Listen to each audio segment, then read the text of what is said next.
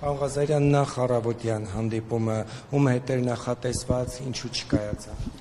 Առավոտյան հանդիպումը նախատեսված էր ազգային ժողովի առողջապահության հարցերի հանձնաժողովի հետ, երբ որ ես եկա այստեղ, տեղեկացա, որ ընդունելությունը անցկացրել է հանձնաժողովի նախագահ Արսեն Թորոսյանը, եւ ինչպես նախորդ այն դեպքերում, երբ որ ընդունելությանը մասնակցում են քաղաքացիական պայմանագիր խմբակցությունից պատգամավորներ, այդ ընդունելությունները իմ մասով չի կայանում։ Իսկ ազգային ժողովի պատասխանատու աշխատակիցը նույն բացատրությունը տվեց, որ պարոն Թորոսյանը հրաժարվում է միայն ձեզ ընդունելության արժանացնելուց։ Ընդունարանում կային այլ քաղաքացիներ, որոնք հրավիրվեցին ընդունելության։ Սա ըստ էության Արսեն Թորոսյանի կողմից երկրորդ նման դեպքն է, դրսևորումն է, որովհետև եթե հիշում եք, նա իմ կողմից պատգամավորներին հասցեագրված, այդ թվում իրեն հասցեագրված նամակը հենց այդ բովանդակությամբ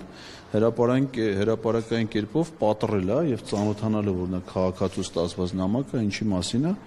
այդ նամակը ինքը պատռել է։ Այսինքն սա ընդգծում է նրա ընդգծված խտրականության ցուցաբերումը, ինչը որ քրեական հանցագործություն է եւ ես վաղը պատրաստվում եմ այդ մասին հաղորդում ներկայացնել գլխավոր դատախազություն։ Դուք Ռուբինյանի, Հակոբ Արշակյանի եւ նաեւ քաղաքացիական պայմանագրի խմբակցության այն ներկայացուցիչների մասով Լրատվամիջոցների համար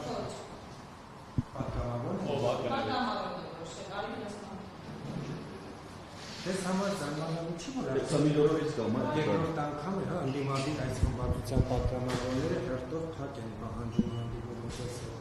Ես ճիշտ ասած չեմ կարող հասկանալ։ Նախորդ դեպքում անկեղծ ասած պատճառը պատգամավորի անձնական էր, ոչ լրատվողների մասնակցությամբ, բայց հիմա չգիտեմ ինչն է պատճառը։ Ես ինքս առաջարկում եմ պատգամավորներին, որ լրագրողների մասնակցությամբ լինի,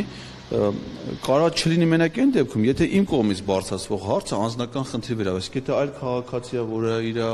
անձնական հարցերի վերաբերյալ բարձրաձայնում է, նա կարող չուզենա, բայց իմ պարագայում հակառակն է, ես ինքս եմ խնդրում, որ լրատվամիջոցների ներկայությամբ էլի եւ չեմ հասկանում, թե պատգամավորներն ինչի պիտի դեմ լինեն բաց խոսակցությանը, առավել ևս, որ խնդիրը հանրային հետաքրքրության հարց է։ Անկեղծ ասած, ես էլ կմիշնորհեմ հիմա Տիկի Մանուկյանին։